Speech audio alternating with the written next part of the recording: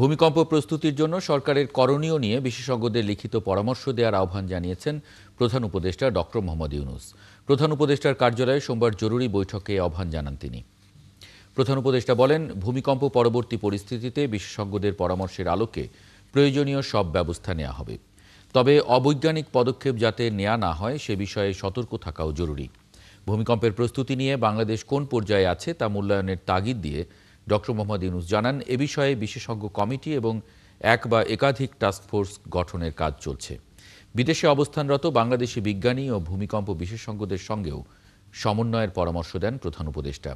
ভূমিকম্প পরিবর্তিত পরিস্থিতিতে আতঙ্কিত না হয়ে সতর্কতামূলক ব্যবস্থা নেয়ার পরামর্শ দেন বিশেষজ্ঞরা।